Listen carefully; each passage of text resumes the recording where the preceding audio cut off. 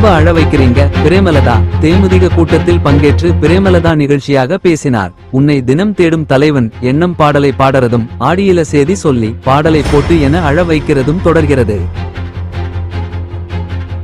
ஆடியில செய்தி சொல்லி பாடலை பாடி என் கண்களில் நீர் வரவழைக்கிறது இப்ப தொடர் நிகழ்ச்சியா இருக்கு.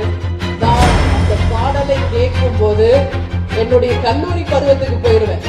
உன்னை தினம் தேடும் தலைவன் அப்படின்ற பாடல் நான் ஒரு காலேஜ் ஸ்டூடெண்டா இருந்த போது அப்போ கேப்டனுடைய திரைப்படத்தை என்னுடைய தகப்பனார் வேலை செய்த மூங்கில் துறைப்பட்டுல அந்த கிராம பின்னணியிலே அந்த கிராம மக்களோடு உட்கார்ந்து அந்த தியேட்டர்ல நான் பார்த்த அந்த நொடியே கேப்டனுடைய மிகப்பெரிய ஒரு ஃபேனா நான் மாறிட்டேன்.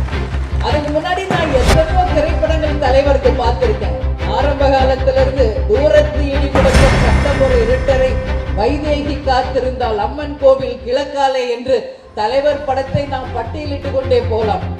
ஆனால் என் மனதை மிகவும் கவர்ந்த ஒரு படமாக உழவன் மகன் எங்கள் அன்பு சகோதரர் அண்ணன் இப்ராஹிம் ராவுத்தர் அவருடைய முதல் தயாரிப்புல ஐவி சினி கிரியேஷன்ஸ்ல அந்த திரைப்படம் உருவாகி தாமதம் என்று பட்டி பட்டி எங்கும் அந்த படம் மிகப்பெரிய ஒரு வெற்றி படமாக அமைந்தது.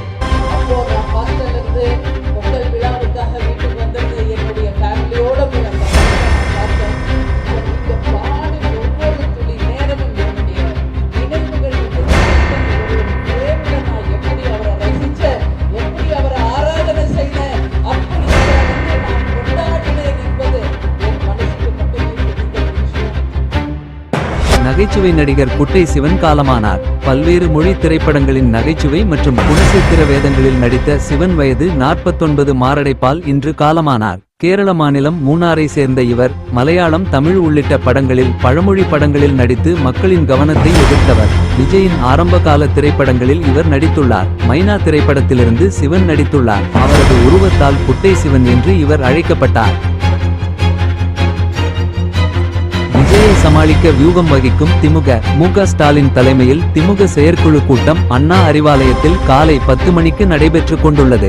இதில் வரும் சட்டமன்ற தேர்தலில் 200க்கும் அதிகமான தொகுதிகளில் வெற்றி பெறுதல், 27 மாவட்டங்களில் நிறைவடை உள்ள உள்ளாட்சி பதவிகள், புதிதாக கட்சி தொடங்கியுள்ள நடிகர் விஜயை சமாளிப்பதற்கான வியூகம் உள்ளிட்ட பல்வேறு முக்கிய அம்சங்கள் குறித்து ஆலோசனை நடத்தப்பட்டுள்ளதாக தகவல் வெளியாகி உள்ளது.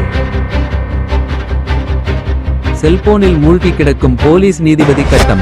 நெல்லை நீதிமன்றம் எதிரே பட்ட பகலில் இளைஞர் வெட்டி கொலை செய்யப்பட்ட வழக்கை சென்னை ஹைகோர்ட் தாமாக முன்வந்து விசாரித்து வருகிறது.